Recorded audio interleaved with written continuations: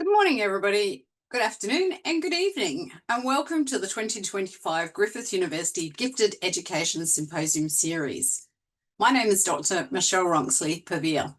This year is the 5th year of the Griffith University Gifted Education Symposium, and the theme is Fostering Talent Development Through Quality Education. I'm very pleased to welcome you to the first webinar in this series with Professor Joe Renzulli and Professor Sally M. Reis, who will be soon presenting on fostering talent development. An event like this can't happen without the dedication and often unseen behind the scenes work of our dedicated team. I'd like to extend a huge thank you to Mrs. Anna Fowler, who will be assisting me with moderating the session, and Ms. Mary Ellen Feldhagen, our wonderful admin assistant, who many of you would have received emails from over the last few months. So I'd really like to extend a huge thank you to the organising team. Today's presentation will commence at about 7:40 a.m. and continue for an hour, followed by 15 minutes for Q&A. Please use the dedicated Q&A function rather than the chat for any questions you may have for our presenters. Anna will then moderate the Q&A session and read relevant questions from our wonderful presenters. We'll then thank Joe and Sally and conclude the session for 9 a.m. I'd like to begin by acknowledging the Yugambeh and Kombumerri peoples as the traditional custodians of the lands from which I'm speaking to you today. I recognise their continuing connection to the country, land and waters, and thank them for protecting this coastline hinterland and its ecosystems since time immemorial. I pay my respects to elders past and present and extend that respect to First Nations people joining us today. Please join me in acknowledging the traditional custodians of the land and country from where you're joining us by posting in the chat. And also let us know from where in the world you're joining us today. As we're almost ready to introduce our presenters, I'd like to just provide an overview of the up-and-coming webinars in the 2025 Gifted Education Symposium series. So our next one after today is Thursday the 16th of October with Professor Julie Link-Roberts, who will be speaking on Expect to Differentiate. Following that one on Thursday the 23rd of October, Dr. Eleanor Van Gerven will be presenting Alone You Go Faster, Together You Can Accomplish More, The Search for Golden Moments. On Thursday, the 6th of November, Professor Del Sigli will be speaking about increasing motivation for gifted students. And our final webinar will be on the Thursday, the 27th of November, with myself and Mrs. Catherine Clark presenting our recent research project, Pressing Issues in Australian Gifted Education from Multi-Stakeholder Perspectives. It is now my absolute pleasure and privilege to introduce Professor Sally M. Reis and Professor Joseph Renzulli from the University of Connecticut to present their session on fostering talent development and strengths-based learning with the Schoolwide Enrichment Model. The Schoolwide Enrichment Model, or SEM, is a system for delivering enrichment and acceleration through an integrated continuum of services. Services provided by the model focuses on strengths and range from general enrichment for all students to highly individualised curriculum modification procedures for rapid learners and first-hand investigative opportunities for highly motivated individuals and small groups. The model also includes various services focusing on talent development by providing strengths-based opportunities based on students' interests and preferences for various modes of learning and expression. This session will briefly summarise the SEM and focus on new directions on strengths-based learning strategies during the last decade for both academically talented students and the general population of students, including those identified as twice exceptional. I'm sure that I probably don't need to provide our biographies for our wonderful presenters because they are so well known and experts in the field. Nevertheless, I will read their biographies to you so you get a really clear and nuanced understanding of their experiences and expertise over the last 40 to 50 years. Dr. Joseph Renzulli is a leader and pioneer in gifted education and applying the pedagogy of gifted education teaching strategies to all students. The American Psychological Association named him among the 25 most influential psychologists in the world. Dr. Renzulli received the Harold W. McGraw Jr. Award for Innovation in Education, considered by many to be the Nobel for educators, and was a consultant to the White House Task Force on Education of the Gifted and Talented. Joe was a professor of educational psychology at the University of Connecticut, where he also served as director at the National Research Center on the Gifted and Talented. His research has focused on the identification and development of creativity and giftedness in young people and on organizational models and curricular strategies for total school improvement. A focus of his work has been on applying the strategies of gifted education to the improvement of learning for all students. Dr. Renzulli's groundbreaking work on the three-ring conception of giftedness, the enrichment triad model, school-wide enrichment model, curriculum compacting and differentiation were pioneering efforts in the 1970s. He has contributed hundreds of books, book chapters, articles, and monographs to the professional literature, many of which have been translated into other languages. Dr. Renzulli's enrichment-based and differentiated teaching model has been utilized by more than 35,000 teachers from around the world since 1978. Although Dr. Renzulli has obtained more than $50 million in research grants, he lists as his proudest accomplishment the professional development he has provided at the annual Summer Conference program for teachers and administrators, which has enrolled more than 35,000 participants over the past 4 decades. Professor Sally M. Reis holds the Letitia Neag Chair in Educational Psychology, as a Board of Trustees Distinguished Professor, and was the former Vice Provost for Academic Affairs at the Neag School of Education at the University of Connecticut. She served as Principal Investigator at the National Research Center on the Gifted and Talented and Department Head of Educational Psychology. She was a classroom teacher and administrator in public education before her work at UConn. She has authored and co-authored more than 270 articles, books, book chapters, monographs, and technical reports, and worked in a research team that has generated over $60 million in grants in the last 15 years. Her scholarship on academically talented students and strengths-based pedagogy is diverse and broad, as summarized by her numerous publications. Her specialized research interests are related to diverse populations of talented students, education of students with both talents and disabilities, gifted females, and using enrichment and strengths-based pedagogy to enhance education for all students. She has won multiple awards, including being named a UConn Board of Trustees Distinguished Professor and a Fellow of Division 15 of the American Psychological Association. Please join me in welcoming Professor Joe Renzulli and Professor Sally M. Reis. Thank you. We're going to start with just some background information about our work. It's based on over 44 years of research related to all kinds of talent development activities and populations. As you mentioned, Sally is a specialist, especially in the area of gifted women and twice exceptional children that have disabilities, as well as have high academic potential. The main part of our theory, there are two major theories underlying our work. And the first is the three-ring conception of giftedness developed in the 1970s, the late 70s. I must begin by telling you that it was not very popular at the beginning, because basically it said there's more things to being, quote, gifted. I like to talk about gifted behaviors rather than just being gifted, but there's more things related to that than just IQ scores or achievement test scores. And so, although this resistance eventually was overcome, mainly by administrators and teachers who realized that they had many children who might not make a certain IQ cutoff score, but had remarkable potential. And so these are the three clusters of traits that, working together, Sally and I feel create what is gifted behaviors. The next slide we're going to tell you a little bit more about later. So I'm going to skip that slide, and Sally's going to take over.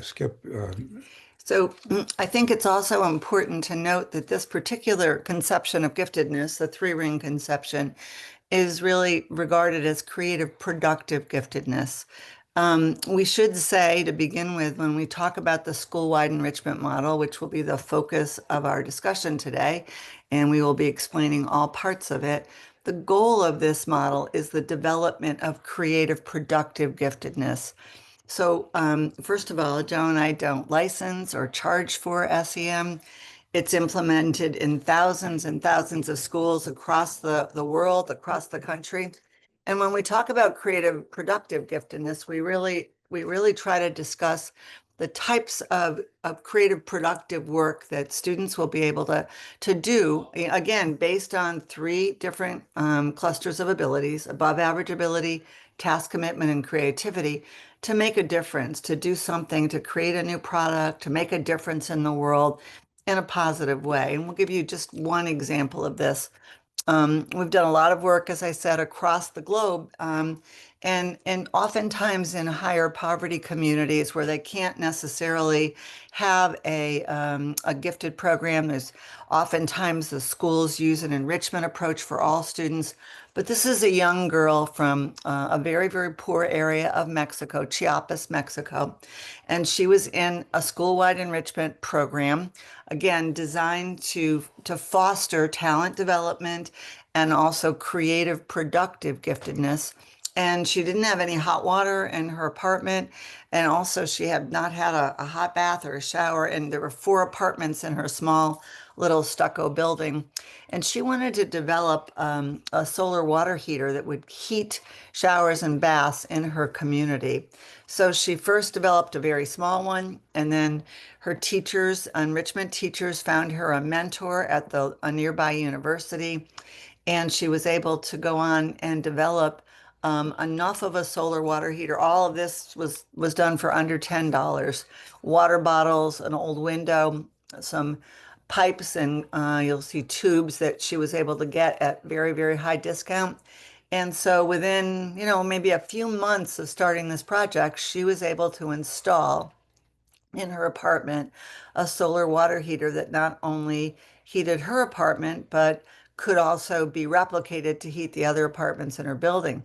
And her mentor at the university asked if she wanted to try to protect her invention. Did she want to kind of try to get a patent on it? And she said, no, I want to give this away so that all people in my town can have warm water, hot water. This is the kind of talent that we're trying to develop. And SEM is a talent development approach, and it does focus on, again, the development of task commitment and creativity in children who already have generally above average ability. This is a quote of Joe's that I love. Ideas demonstrate creativity, but task commitment demonstrates priorities. We're trying to teach young people to use their talents to make the world a better place. The identification that underlies the school-wide enrichment model is also based on 3-ring conception. So for years now, over 30, 40 years, Joe and I have been advocating for a talent pool of students. And the idea of a talent pool is if we only identified the top 3 or 5%, and that's what happens in some states in the US, we would miss people like Richard Branson, who has dyslexia. We would miss Temple Grandin, who has autism. We would have missed Edison rather, because he didn't read until he was 7. He didn't speak until he was 4.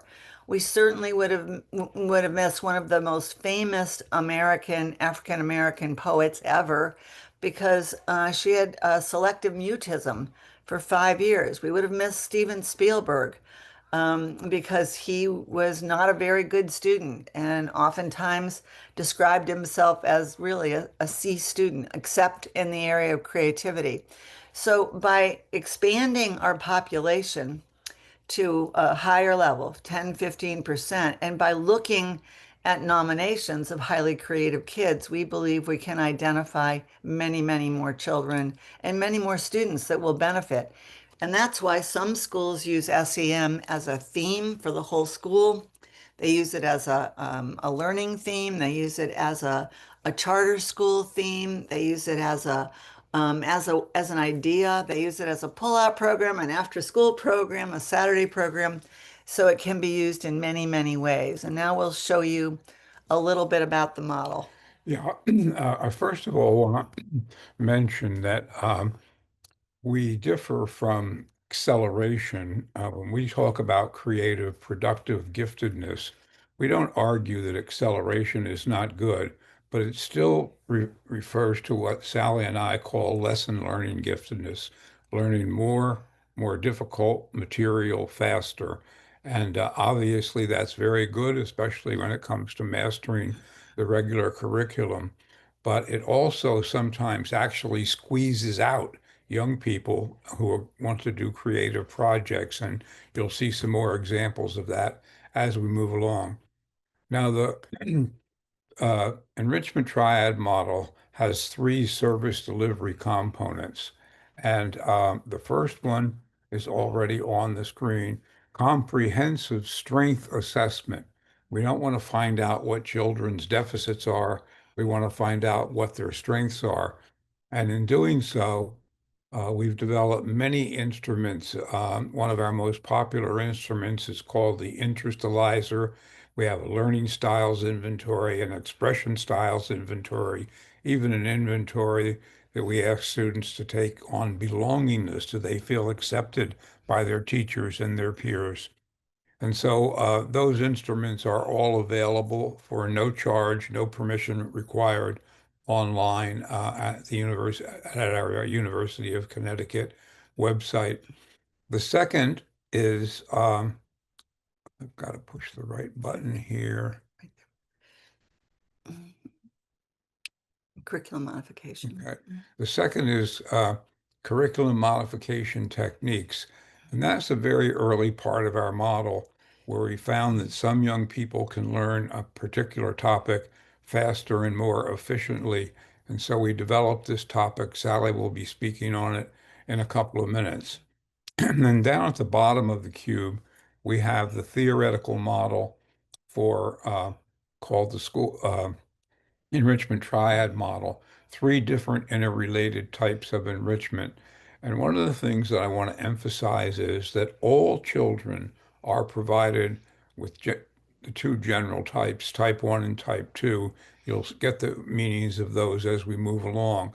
And then for young people who get turned on by one of those activities or a regular curricular activity, as you'll see with one of our examples who developed a board game, then those persons go into type 3 enrichment.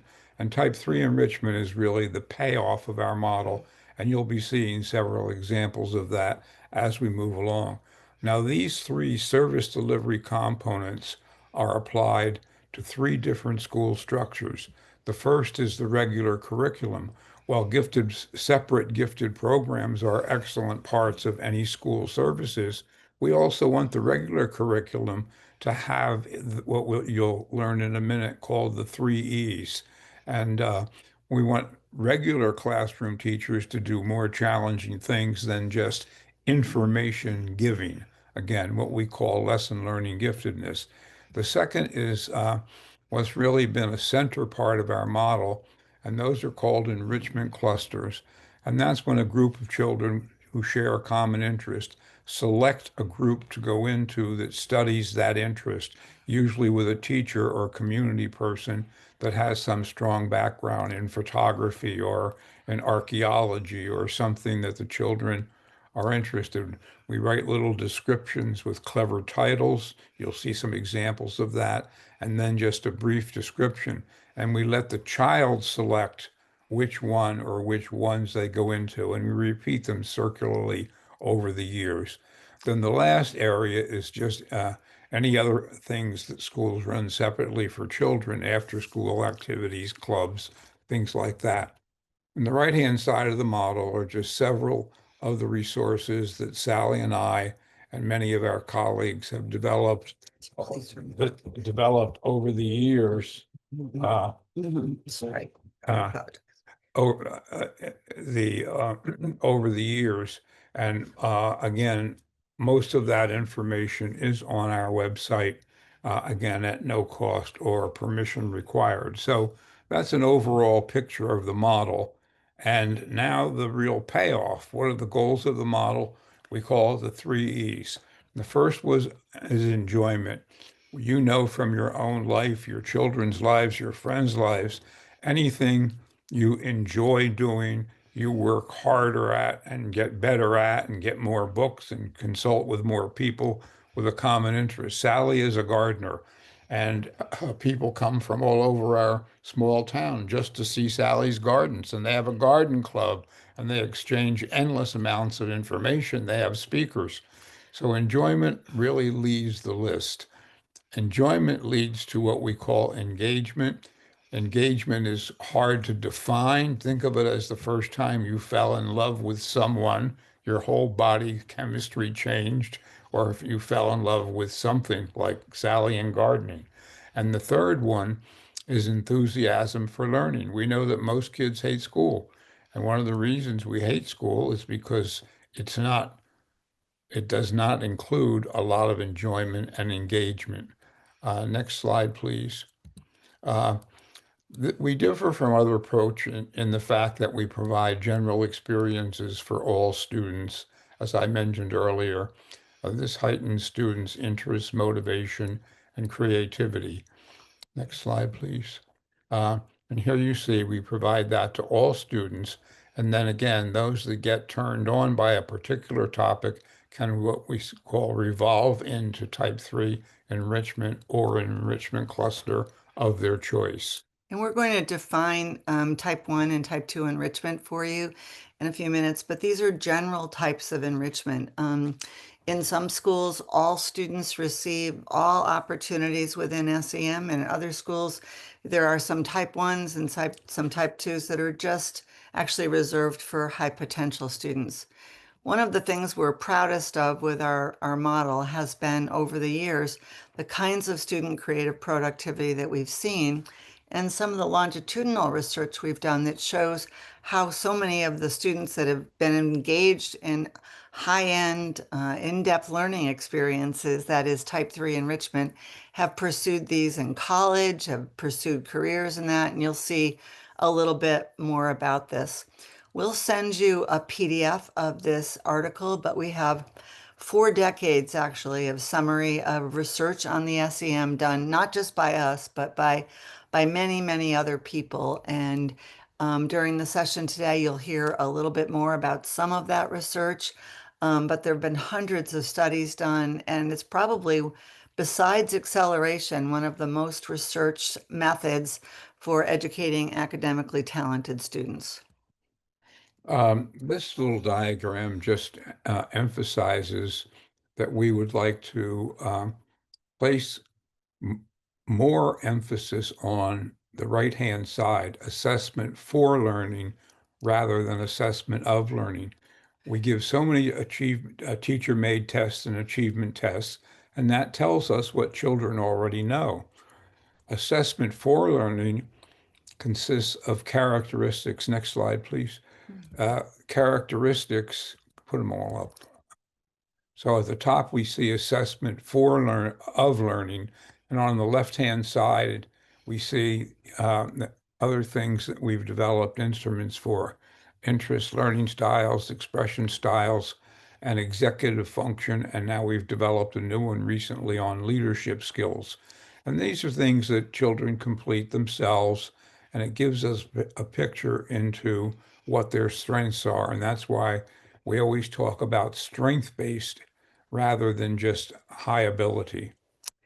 So Michelle mentioned earlier that we'll talk about a few new directions for SEM. We've seen it being implemented all over the world. There's, as I mentioned, a much broader research base, certainly a much bigger focus on talent development and strength base. Much more focus on having academically talented students use their talents to make the world a better place. Much more of a focus on engagement and a greater focus also on type 3 enrichment. I must tell you that, again, this did not go over well with the high IQ people. After I wrote articles on the two theories back in the late 70s, someone wrote an article called Renzulli-itis, a national disease in gifted education. And I had a good time, by the way, writing the response to that. I think we're most excited. One of the things we're most excited about is the application of SEM with technology. So in the States, and any of you can try this, and we'll show you how. We can get free trials of it if you're interested. But we've developed an online system that actually does a profiler for each child and matches them with online enrichment resources called Renzulli Learning. And so a little bit more about this as we move on, but there are three major steps in the SEM that you heard about. And the first is strength-based assessment.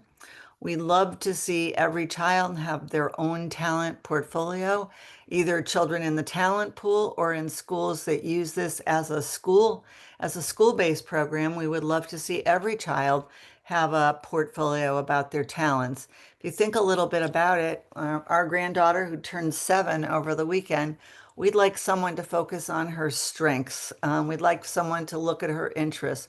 We'd like someone to ask her how she likes to do things. We know she loves doing things with her hands. She loves hands-on learning. She loves the arts. There's so many things that we know how she likes to learn best, but we would love that to be a focus of school. If students use Renzulli Learning, they're able to actually in 20 minutes have a summary of their type 3 interest areas, learning styles, and the ways they like to express themselves. This is all done at their computer, and then the computer analyzes the responses and highlights the different strengths of students in this readout. And so as you've seen, we've talked now about the first few services. We've talked a little bit about strength assessment.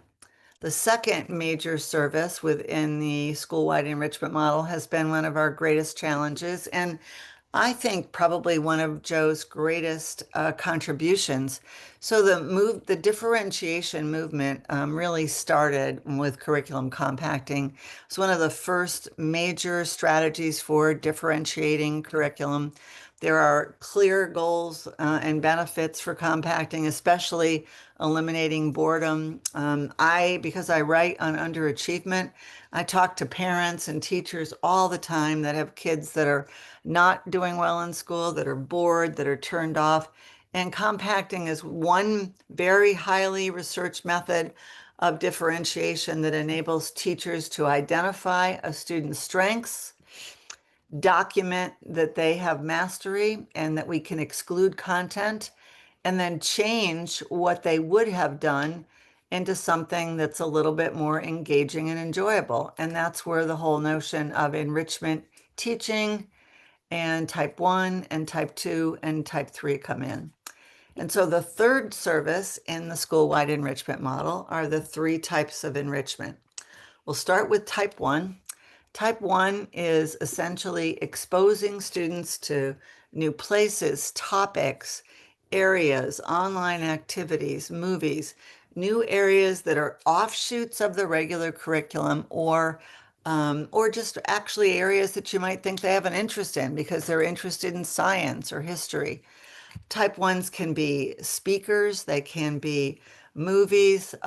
This summer, I used the enrichment triad model with our granddaughter.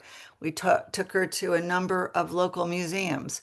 She saw her first submarine. She read a little bit about the Titanic. She became fascinated by submarines. We studied submarines over the summer for about a month and a half. As a teacher that used this model as an enrichment specialist and also a classroom teacher, I often think in terms of type 1, type 2, type 3. Again, exposure to many different ideas by lectures, by demos, by taking kids to field trips, by bringing in guest speaker. It's a local architect talking to students in an enrichment cluster about architecture. By webinars, there's so many great webinars. Joe and I have a friend here visiting us who just had a knee replacement surgery, so she can't do much walking. And we today watched a couple of episodes of John Adams, which was produced by HBO in the US. It's the story of our second president and the original founding of our country. There's so much that's great online that exposes kids to history, into science, so many wonderful things. And so type 1, think of it as exposure. Type 2 enrichment in the enrichment triad model as part of SEM is the how-to part of school-wide enrichment. There's two kinds of type 2 enrichment, and we can do it in many different places. The first kind is pre-planned. So in our pre-planned type 2 enrichment, we want children that are in all classrooms as well as in the enrichment or gifted program to have opportunities for learning creative thinking skills, problem solving skills, critical thinking skills.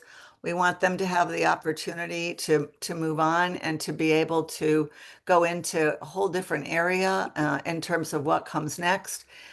Character development, learning how to learn skills, interviewing, analyzing, all of these areas, using advanced reference and research skills.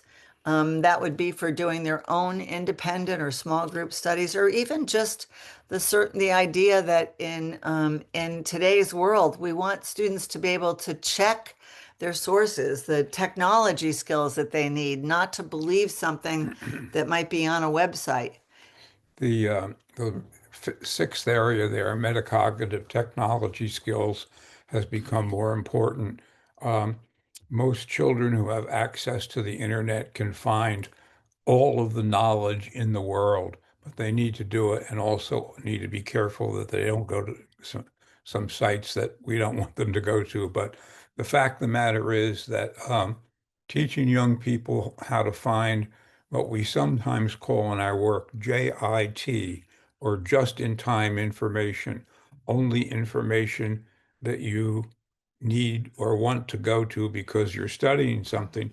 And so when Sally was working with our granddaughter on Titanic, she found endless videos and stories about the Titanic, and saw some movies. There's Several documentaries that we saw. documentaries. There's a wonderful movie called The Unsinkable Molly Brown about a woman who survived the Titanic. And so we live in a wonderful age as long as we know how to make good use of that. For a long time, textbooks and standardized achievement tests were the things that drove education. And now there's a much different orientation with access to these things. So I mentioned there were two different kinds of type 2. One that you can plan in advance, critical thinking, creative thinking, how to do a project, online activities. The second that's needed after students get interested in an area. So, for example, as a gardener, I'm interested in composting. I'm interested in good soil. I'm interested in methodology that helps me be a better gardener. So we also love the notion of teaching kids about how-to books. I used a how-to book today because I made a soup recipe that I hadn't made before. A lot of type 2 information is now in the US known as 21st century skills. We've been talking about these things in gifted education for 20 years, but now 21st century skills in education, 40 years.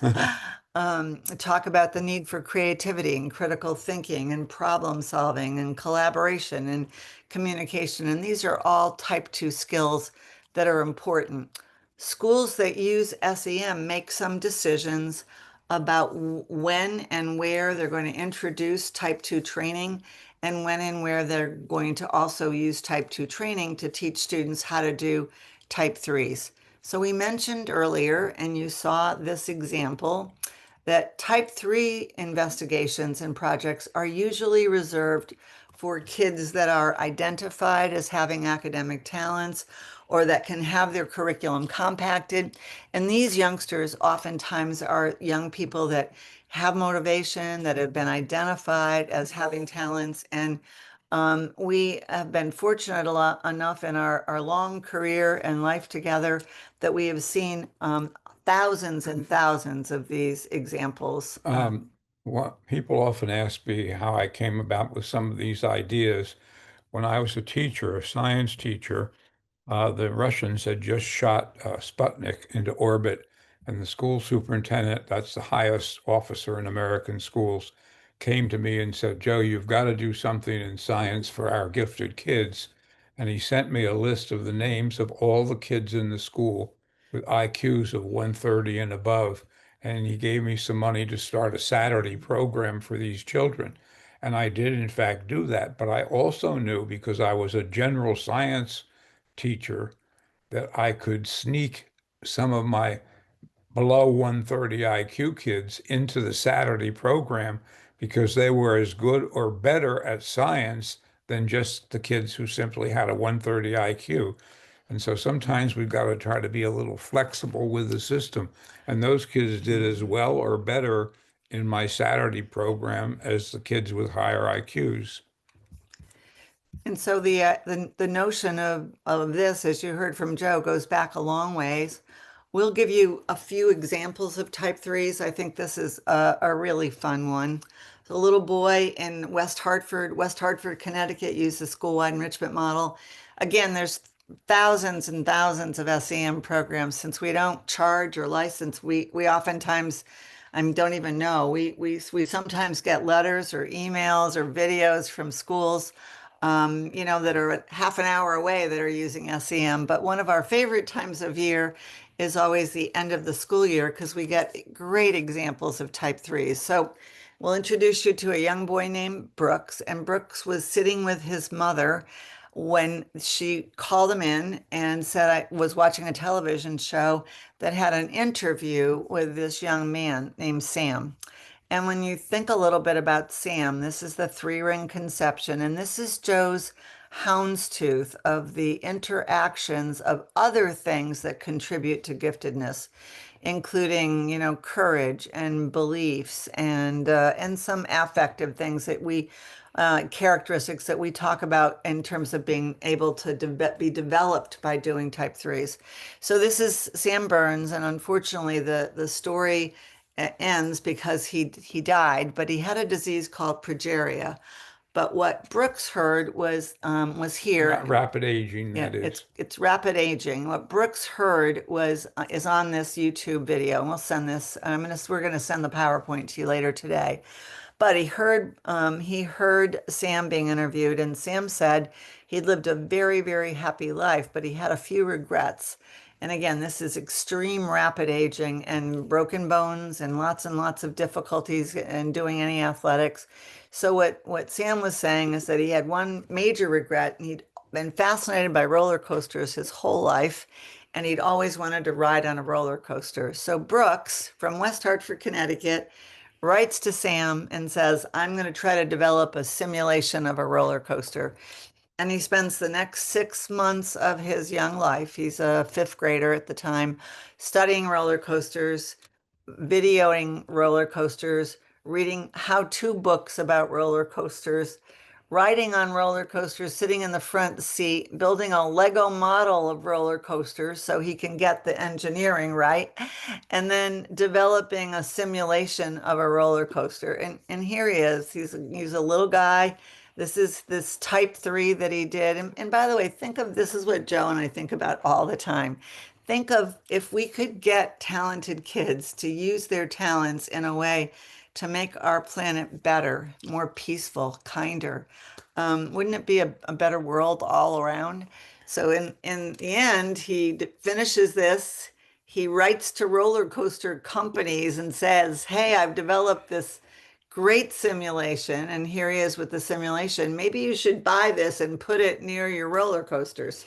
Well, one of the things you saw Sam with a big poster behind him, we always advocate a end of year showcase.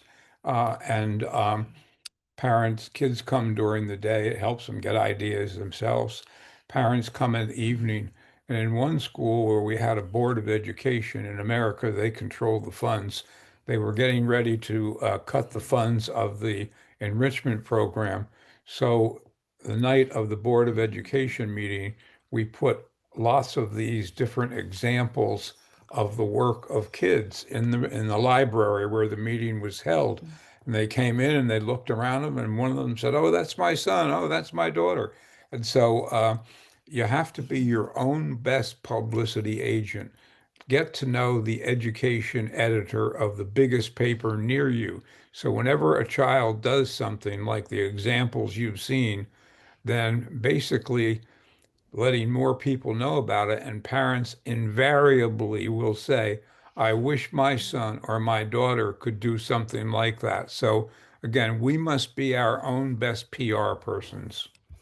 Yeah, I love this example. I mean, we have hundreds and hundreds of examples of type threes, but this is a particularly lovely one because again, he was trying to make a difference in somebody's life, and he did get to communicate with Sam and Sam's mother before he died. We get asked that, so I want to make sure that we talk about it. This is a young girl named Kylie, and I put this slide on top of the uh, Enrichment triad. the tryout, just to show that the teacher was doing a unit of instruction on insects, and Kylie got very interested in ladybugs. So we got her some how-to books, you'll see in a minute, and she started working on a project, and she eventually, let's go to the next slide. There's Kylie. She eventually developed a game that was actually purchased by a company, and here she is with her in a bookstore with her Game. with her game. Next slide, please. And one of the things is that we got her some how-to books, and some persons in the community that were good at starting businesses, and she eventually talked to a company, sold the idea, and made enough money in 1 year to pay for all of her college. Here it is. Oftentimes in the US, if we are doing a session on this, we know her enrichment teacher. This game used to be available in Target, and so lots and lots of people have it in the US, which is very exciting. Here's another example of a type three. A young girl's name was Caroline Mary, and she was in the playground of her school, and she saw that the kids in wheelchairs were not able to participate in anything on the playground. So she came up with the idea of trying to get a couple of disability focused playground games that students in wheelchairs could use. And here you are, like a whirligig, that is a game that can be used by kids in wheelchairs. And she lobbied her Board of Education to do this. And again, this is very, very exciting for us to see. I was the teacher of hundreds of kids that did type threes. And I enjoy doing this still with my grandchild and with my nieces and nephews, with our own daughters at home.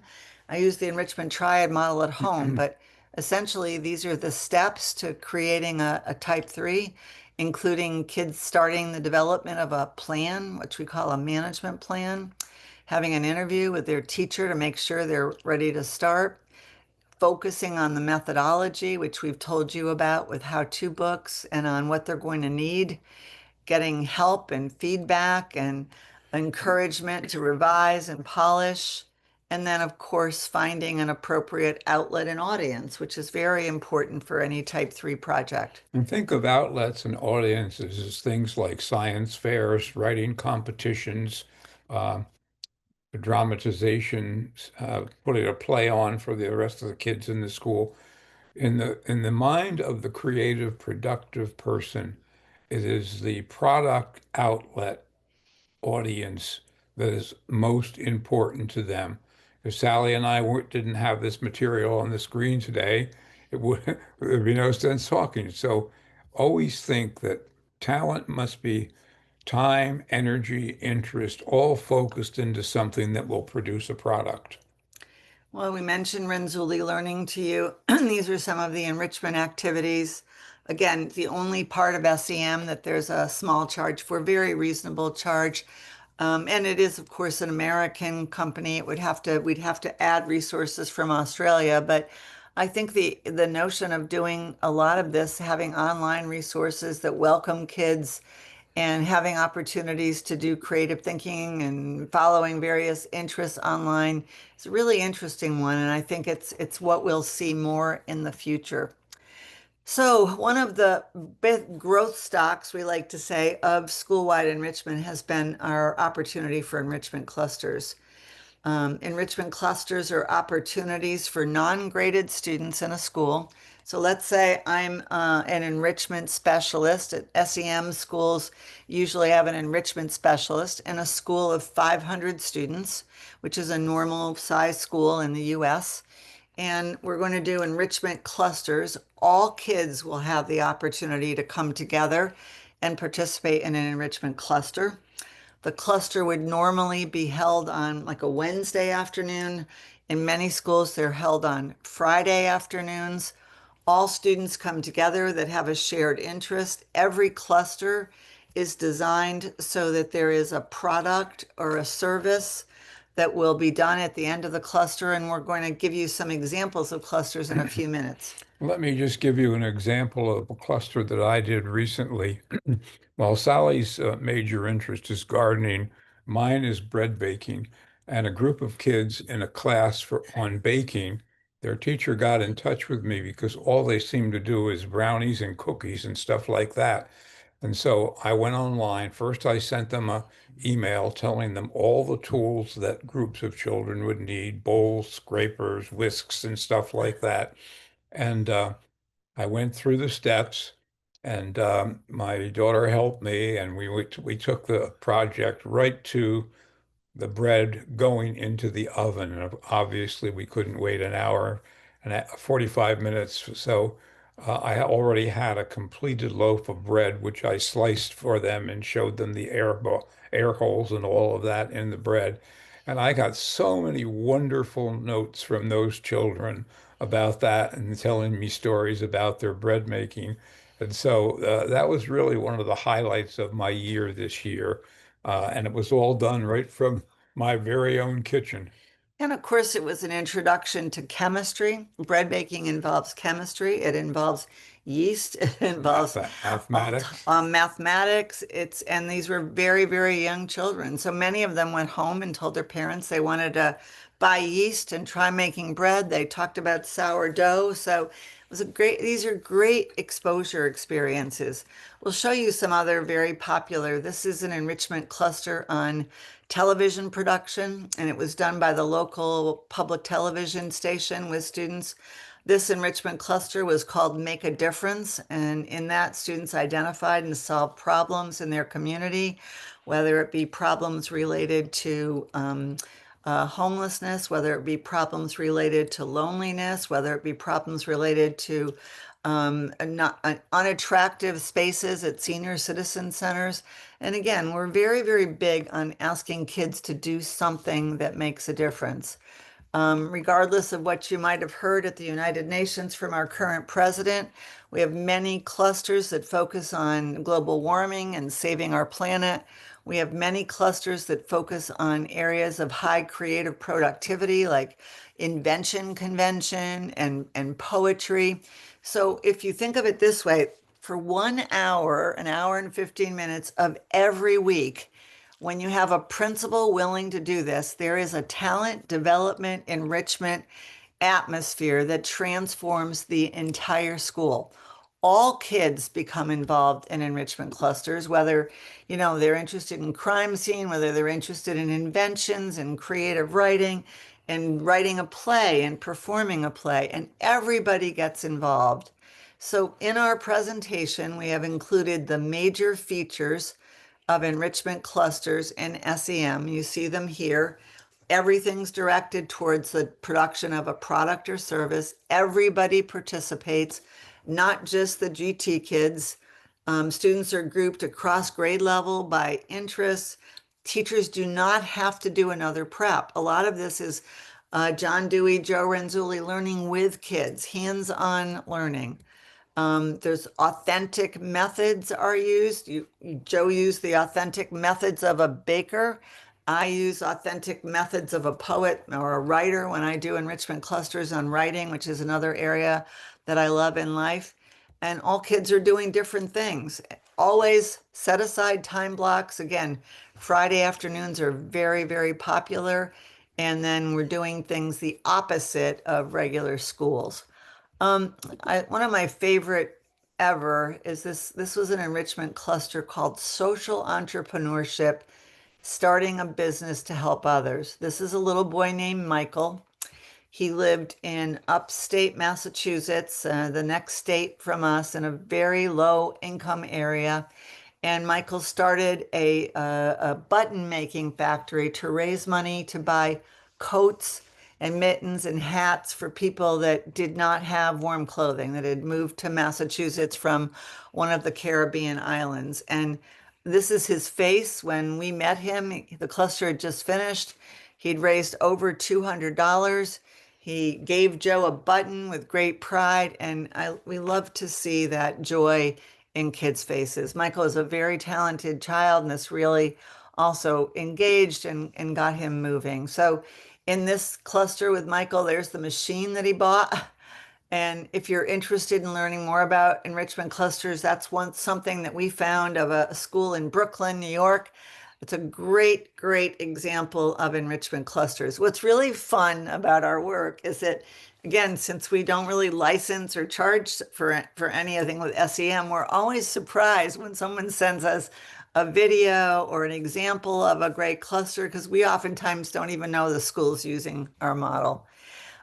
So, just to tell you, we've been really careful about not recommending things that we have not done research on. And in the article that I'll send you, the article on SEM research, basically, we look at decades of research by many different people broken into these areas. We've seen research about the enrichment triad model. And again, this is over many, many years, and it's done by people we don't even know. These are 3 Dutch economists.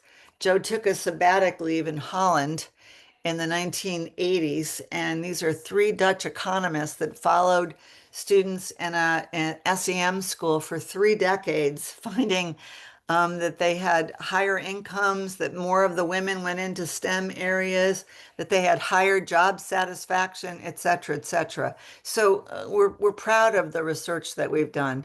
We've done research on that shows that enrichment pedagogy using clusters is just as effective than more traditional approaches at getting schools to have higher scores on achievement tests. If students love what they're doing, they're going to read more, they're going to get more engaged and more involved. And so we have, again, decades of research on this. I mentioned the research on curriculum compacting. We have shown that we could eliminate up to 50, 60, 70% of regular curriculum work, and students do just as well on standardized achievement tests as if they had done every single page when they're compared to a control group. And so we've been very fortunate to have research funding in the US to do these kinds of studies. And if any of you are interested, we'll be sending you, again, an article that summarizes some of this research. One of the things that we're super proud about in the last several years has been the use of SEM with twice exceptional populations.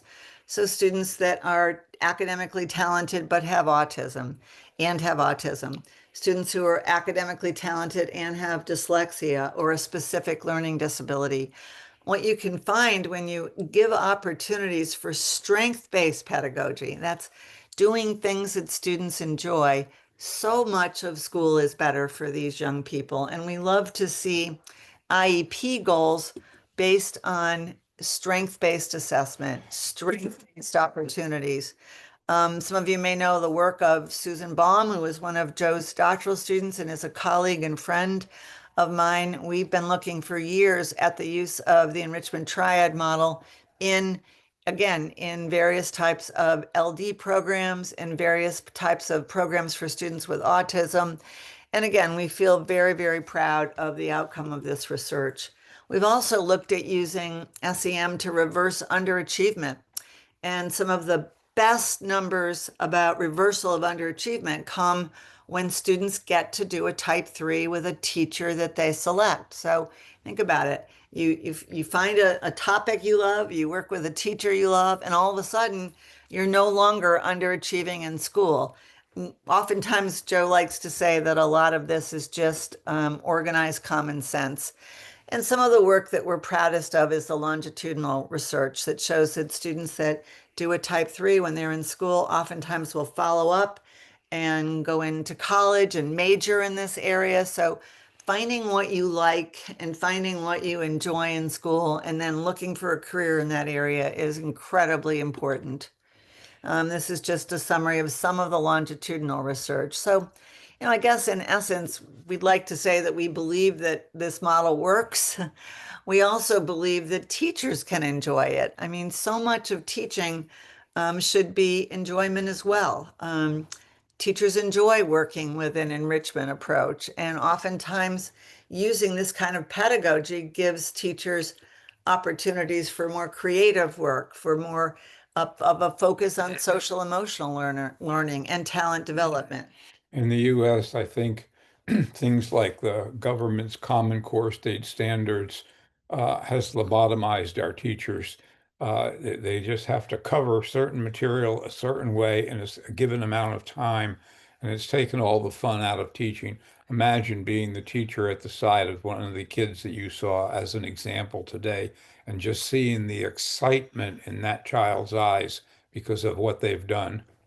And teachers that do enrichment clusters tell us all the time that they themselves experience the three E's. So we say to teachers, we give you an hour a week for 8 weeks in the spring and 8 weeks in the fall. What would you like to do? And they choose an area. Many of them put on plays. They write school newspapers. They do, creative writing books for kids. They publish things, and there's tremendous. They do baking classes. They do things that are highly enjoyable to them. We kind of love this cartoon. And now this year's award for the student voted best at filling in little circles with number 2 pencils goes to, we believe in a very different type of creative, productive giftedness, and that's what SEM is all about. So, there's hundreds of videos on our work. As I mentioned, sometimes we're amazed at how many people do things and we don't even know about it. So we're going to send you this PowerPoint. These are just a few recent videos that people have sent us that they've done. Yeah, I think, the best way to learn about something is actually seeing it in action. And so we've picked out several enrichment clusters where you can actually, although not take the long airplane ride from Australia to America, but just go online, punch in any of these, and you'll see an enrichment cluster at work. And that's one of the best things we do for teacher training. Don't tell them, show them. And that is basically a major philosophy of John Dewey. Don't tell them, show them. Of course, if you wanted to come to Connecticut and visit us and see a few schools, we have several. Many we could take you to. So we believe that schools should be places for talent development, and all students should have the time and the opportunity to develop their talents. It's a huge mantra of ours.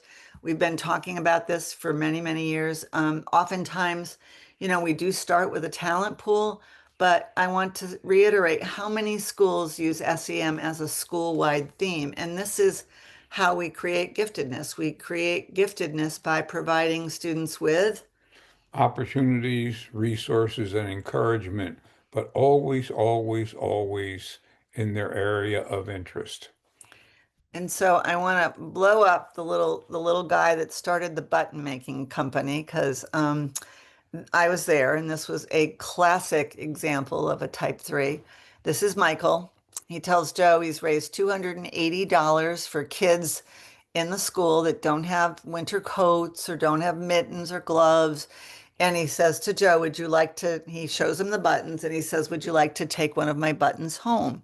And Joe says, well, can I take both of them? And I'd like to show some people. And Michael says, well, I'll give you one, but if you want the second one, it's going to be $1.50 because after all, I have a business to run. And this is the classic example.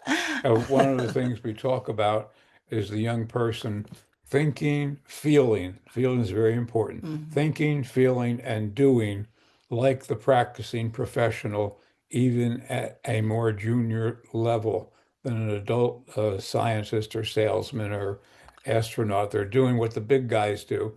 And I thought this was a perfect example. He gave me one button, but he sold me the other button. And so we offer a free SEM course every 8 weeks from our center. We have the Renzulli name. The name of our center at UConn is called the Renzulli Center, so the Renzulli Center. And we have teacher training videos. I also want to mention that as part of what we do, we have seen a number of schools developing what's been called a Renzulli Academy, and that's a school based solely on this. And here's a short video on Renzulli Academy, so if you should become interested. So we will send you our PowerPoint. We'll send you an article on the research over 4 decades on SEM. We have lots and lots of stuff on our, probably too much stuff on our website, but it's all free, as Joe said, and downloadable. And we went to Australia for about 2 weeks many, many years ago, and we were treated so beautifully, and the people were so kind and so welcoming. And we had such a wonderful time in your absolutely beautiful country. We just want to say thank you for spending this hour with us. And we're so delighted to have been invited, and it has been an honor. So Michelle, thank you very, very much.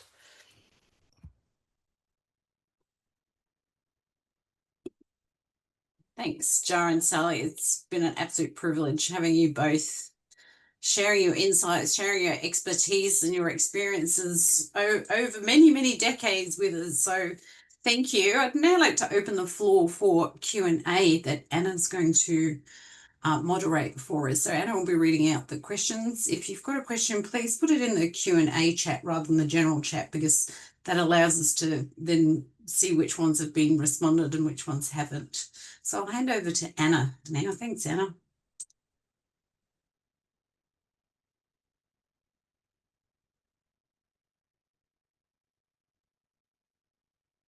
Thank you so much. What a wonderful presentation. I'm just so thankful for your generosity to come and share not only the strategies and structures that you've been able to develop over your 40 plus years of work, but to have all of those examples and practical ways that you've seen it actually work with students was just so great for us to see it in practice. And all of those resources as well. Wow, thank you. That's amazing. So we do have some time for some questions. I'll start with some of them from our symposium attendees today. Someone has asked, do you have a model that can be used in secondary schools that are driven by timetabling subjects? Where there's little time in the day to schedule due to a very heavy curriculum load. So do you have any anything to help in terms of that secondary space? Yes, I wrote a book actually on the use of the enrichment triad in secondary school. I started my career as a high school English teacher, and then I also worked in middle and junior highs, and I can send a couple of articles, but essentially it's think of applying the components of SEM into a classroom. So using the enrichment triad model for some type 1s throughout the week, for more talented students using curriculum compacting, having students be able to do a more in-depth project, especially your more academically talented students. So yes, we call this the secondary triad model, and I'll be glad to send a couple of articles about the use of that to anybody that's interested. We'll include that in what we send to you tomorrow. And one of the things that might promote a little motivation for that is to say, at the end of the year, we're going to have a showcase in the auditorium or the gymnasium, and we'd like you to pick 1 or 2 projects from your class that you think should be on display at that. And of course, that kind of lets teachers know that they're part of the game and that something is expected of them. And so that's a good idea. Fantastic, thank you. Another question. have you thought about how a school moves from an as is to your to be model? So if you've got, any insights you can share or observations in shifting models towards what you've found to be really beneficial. I think that one of the best ways is to, first of all, get administration interested in this. Administrators are pretty much kind of go by the rule type people. Get them interested by showing them some examples. And we've got videos and things like that. And is this being videotaped? Yes, it is. Yeah. Well, having some administrators take a look at this, and they're the ones that make decisions about these kinds of things. So I would recommend that. And I don't know if you've got any other recommendation. I mean, I think, a lot of times here people will ask about research on the model, which is why we volunteered to send the summary article. But I also think that there are many administrators that would like to see more joyful learning in schools. I mean, I think that you walk around and you see kids that are not engaged and not motivated and not happy. I think the administrators that we've worked with that are, that share an interest oftentimes ask about the most important things, and that is having youngsters that are more engaged, that are happier in school. That I can tell you, for example, here's a great thing about enrichment clusters.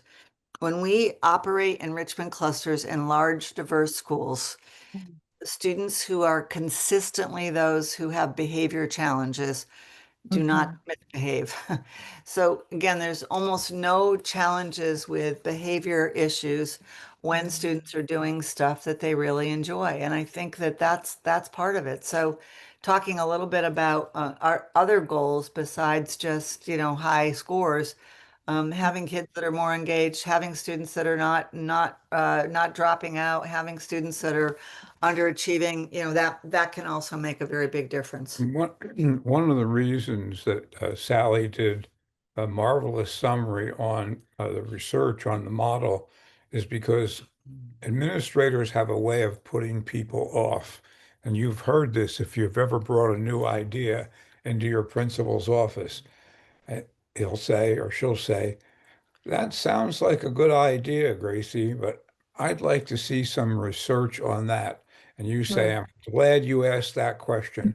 Pull out Sally's article that you've already copied, hand it to them and say, why don't you read this and we'll talk. Would next Thursday be good?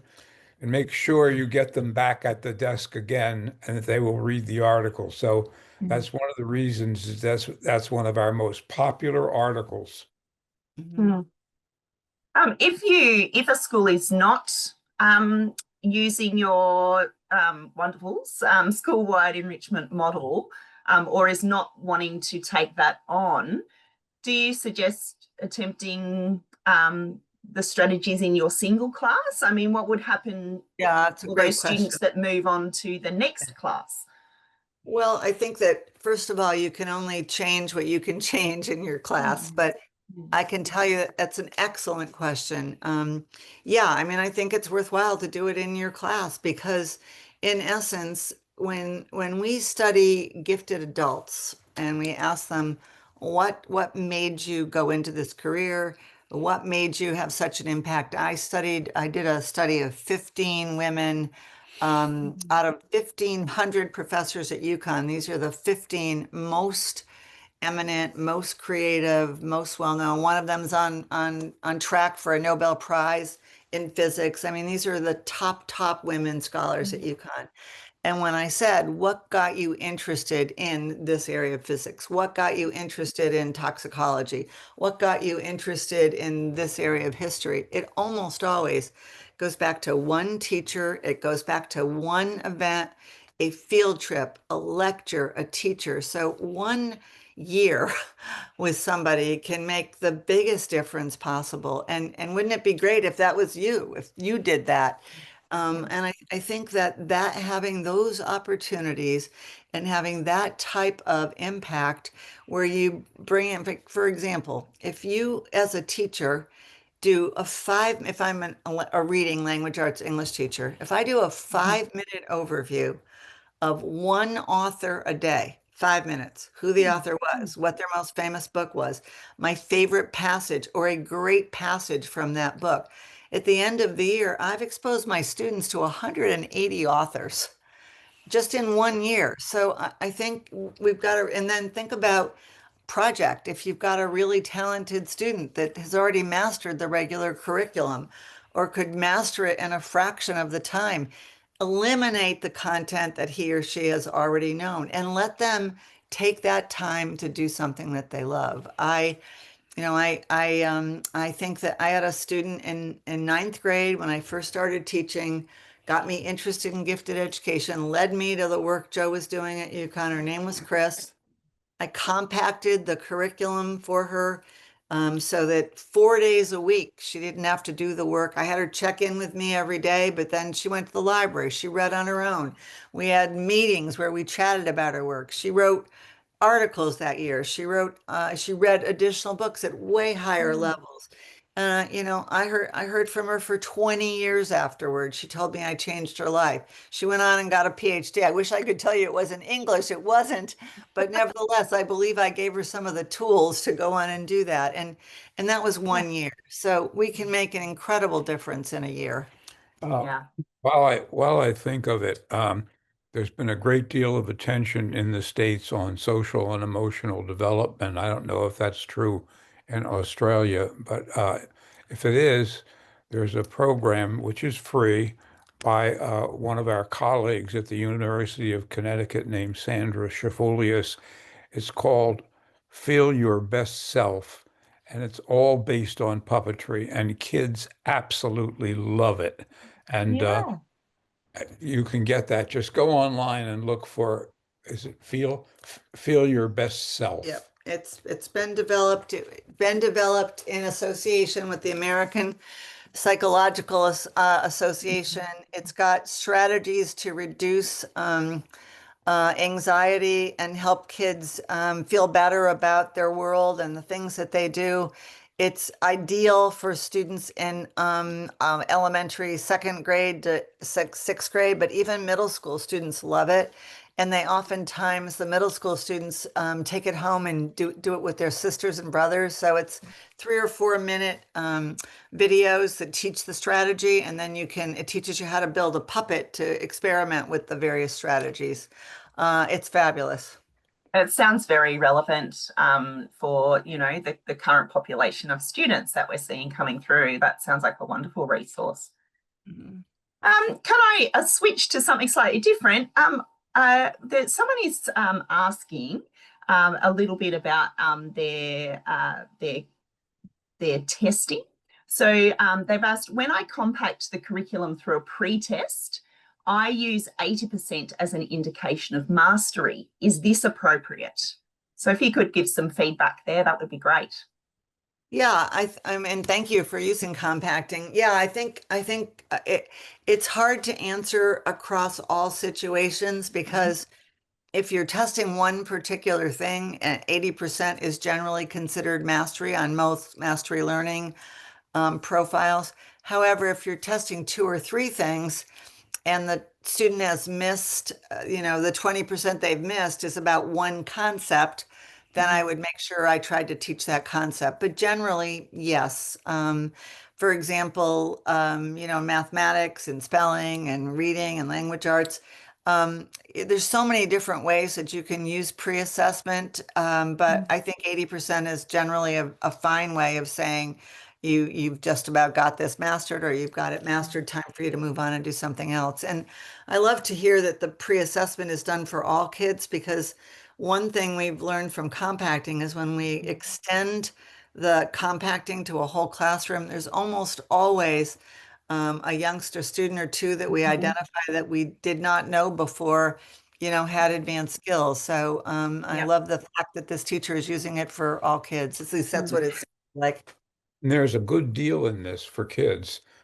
We oftentimes talk to our own children about must-dos and can-dos, and we say, get your must-dos done out of the way as fast as you can, and then you can use your time for whatever you want to do. And so I think that giving kids an opportunity, even to you, instead of one chapter at a time in a history book, for example, read the whole book. Prove to me that you have covered all of this material by asking some questions. However, you want to make sure that they have, in fact, covered the material. And then you've got the time. Time is a big issue. You've got time for them to start on a type 3. Mm. Mm.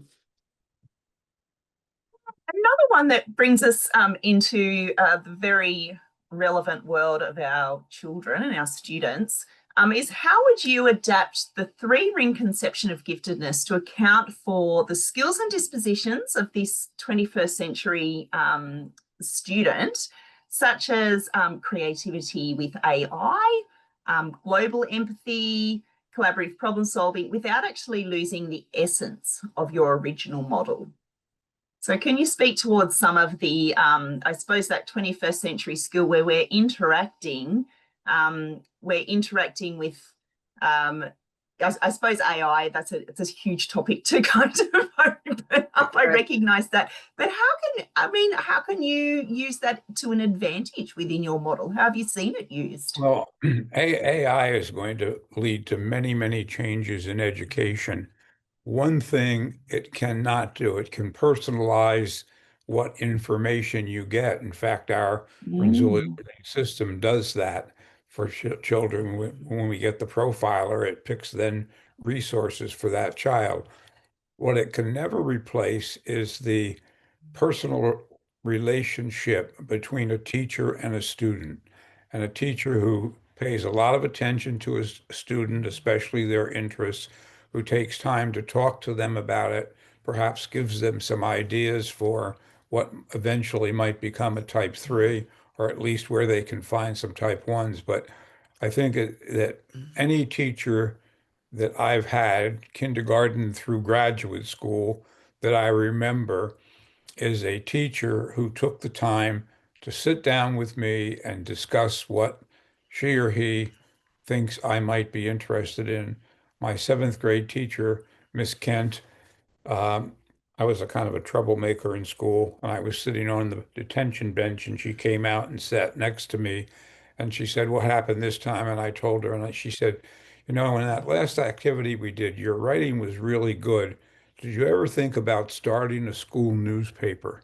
And my whole attitude toward even going to school changed, and finding somebody who's going to do the sports column and somebody who's going to do the weekly or it was bi-weekly cartoon, and who's going to write about science, who was going to write about poetry.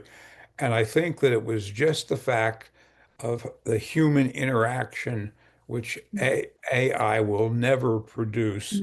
Human interaction between a teacher and a student or small group of students is the thing that is most important in getting kids turned on.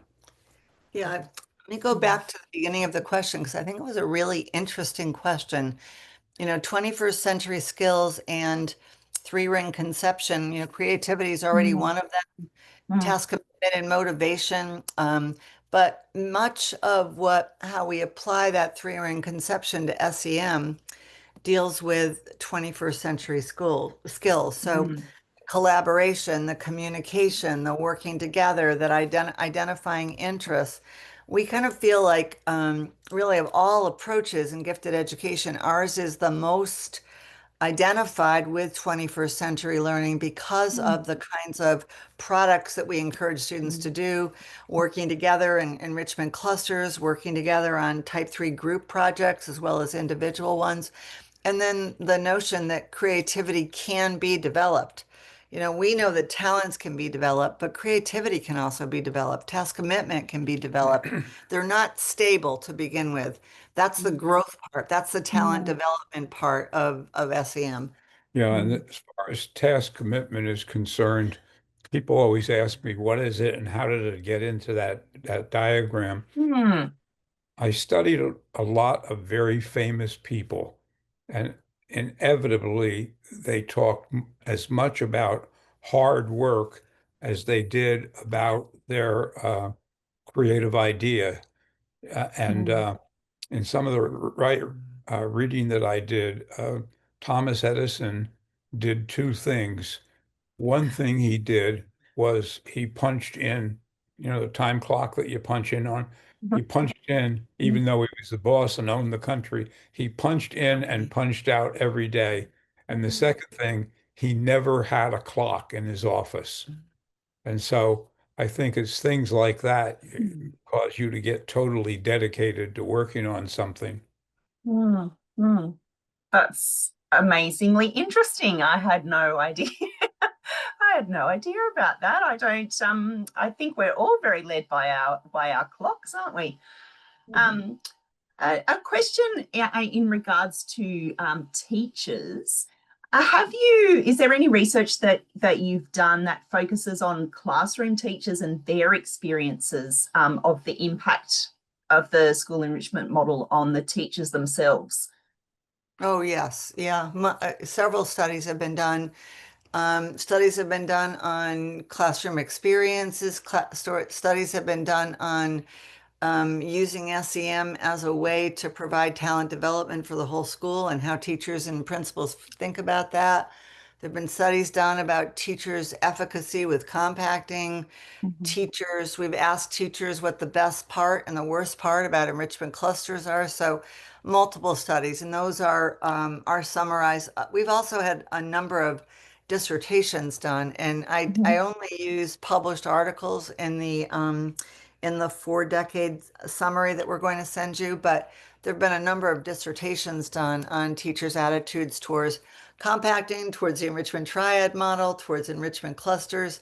And, generally, it's positive. I mean, obviously, if you're going to do compacting, it's a little bit more work than teaching whole group lessons. But I think teachers generally also see the benefits to students and see, students' achievement move forward, students' happiness in school, engagement in school. So, yeah, we've spent a lot of time focused on why SEM can be good for teachers as well. Both Joe and I started our careers as public school teachers. I spent 15 years as a public school teacher and administrator before I went to the University of Connecticut. And we wouldn't do what we do if we didn't think it was enjoyable and engaging for classroom teachers too. It's very important to us. So it's a great question. Thank you. Yeah. And by the way, anything that we send you, please feel free to distribute it as far and wide as you can throughout Australia. We need to have people like you all who arrange this series of talks to be able to be leaders in their own nations as far as spreading information around. And anything we send you can be reproduced, circulated without cost, without permission. The only thing that we charge for, because it takes a lot of money to run this company, is Renzulli Learning, and they are offering free trials on that. So just put renzullilearning.com into your browser and you'll get some information on that. Yeah, thank you. It sounds like you've got your own badge approach. So you can have this badge, but there is actually a bit of a business that needs to be there. But we look, the generosity of your time in coming today, but also all of the resources that you've shared have been amazing. I think we'll need to finish up the Q&A there, just in terms of our timing. But the idea of a trip to the US for a conference does sound fantastic, but I was thinking that it would be good if it could also include seeing Sally's garden and eating some of your bread, Joe. So if that's on offer as well, then you might have me. Well, we're coming. I see all of you have posted your schools, so I'll tell you, we're coming to you from a little seacoast town in Connecticut called Mystic, Connecticut. You could look it up. It's an old whaling village, and we live near the ocean in a beautiful part of the world. And we saw many beautiful parts of the world when we visited Australia. So thank you so much for inviting us, and we very much appreciate being here. Yeah, thank you. I'm actually going to hand over to Michelle now, where she'll be able to formally thank you and finish off our session. It has, honestly, Joe and Sally, thank you. It's been an absolute pleasure and privilege. I know that I've been reading and citing your work for the last few decades that I've been working in gifted education, and to have you here actually speaking and presenting to us has been absolutely wonderful. So I just want to really extend a heartfelt thank you, and please, the audience, join me in thanking both Sally and Joe for their session today. Pleasure. Thanks so much. Our great pleasure to be with you. Thank you. Thank you.